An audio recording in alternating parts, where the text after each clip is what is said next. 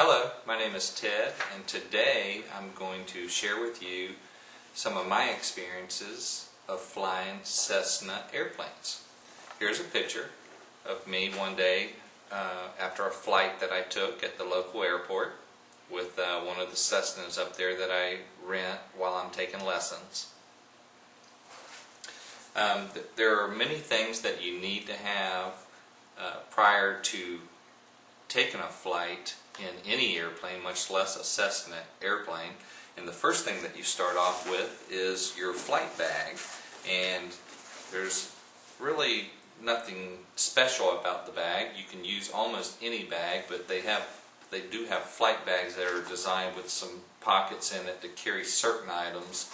But like I said, you could use any type of gym bag if needed.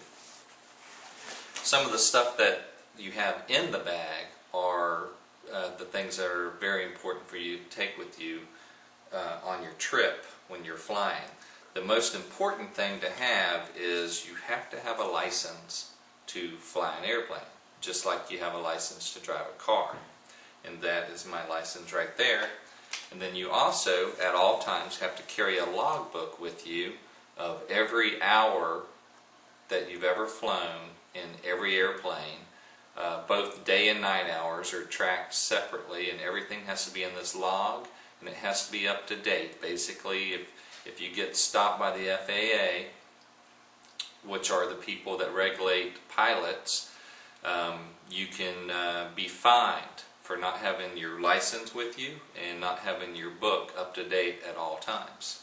Another thing that's inside the flight bag that you have to carry with you at all times is this FAR book, which is basically every rule and law that there is out there for flying and for doing things around airports all over the world is in this book. And it's updated once a year, and you always have to have the current issue with you in your flight bag. The next most important thing to have with you is a map. And I know how with driving, a lot of us don't like to use maps. They're very hard to work with and stuff. But when you're in an airplane, you can't go without the map.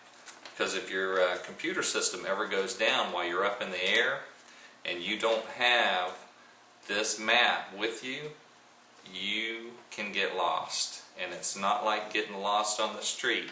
It's a lot different when you're in the air because nothing looks the same if you've never flown over that particular area before. But using this map, it can get you back to where you need to go.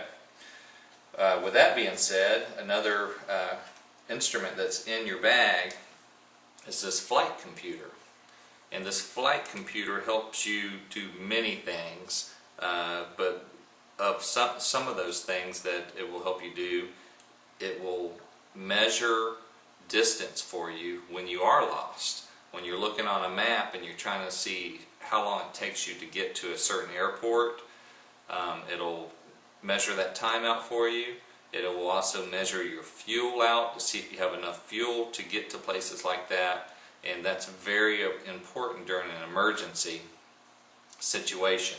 And that's most of the time that you use this while you're in the air. It's during an emergency. It's not something that you fly around using for any time.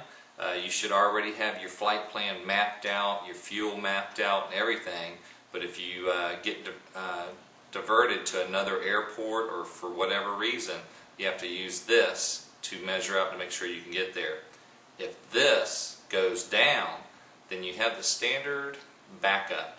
This little piece of plastic, believe it or not, does everything that this does, but much harder. So you want to make sure you carry extra batteries for this, so you don't have to use this. One of the other items that is in the flight bag that you got to have for communicating with the local airport towers is your headphone set and microphone, which that's in the bag. You have to wear this at all times while you're flying the plane so that you can hear everything that's being said to you from the local towers, and then also being said to you from other airplanes, because you have to pay attention to the traffic in the air and know what everyone's doing around you. For backup purposes, if your radio ever goes down in the plane, I carry an extra radio to pick up information, weather information. I can hear airport towers and stuff like that from this radio in case my radio goes down in the plane. One of the main things that's in the bag that you have with you at all times while you're flying, it's called a knee board. And basically what the knee board is every bit of important information that you need to have access to at all times while you're flying.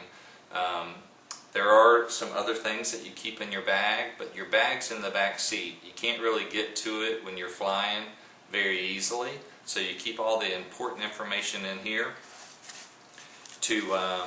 so you have easy access to it. The way the knee board works is basically it straps around the thigh of your leg. You just put it on your leg and strap it around there, and it holds the information right there at your fingertips so that you can access anything that you need to get along the way. This card right here is basically the checkout procedures for checking out an airplane. And you have to go through these procedures every time you check out a plane. It's not like you're going to take a trip in your car and you just go out there and get in the car and crank it up and make sure that it has gas in it and you're good to go. You have to do a little bit more detailed inspection on the airplanes because you're in the air thousands of feet, and if something goes wrong with the plane, you don't just pull over to the side of the road. You have to find a road to land on, and sometimes that can be difficult. In closing, I shared with you a lot of information about flying Cessna planes. Told you a little bit about the equipment needed to go. Told you a little bit about the inspections that need to be done before you can actually take off for a flight. And of course there's a lot more to it, but that's a brief overview to all of it. And if you've ever been interested in flying, you should go out there and give it a try, because it is the greatest thing in the world. A lot of fun. Thank you very much.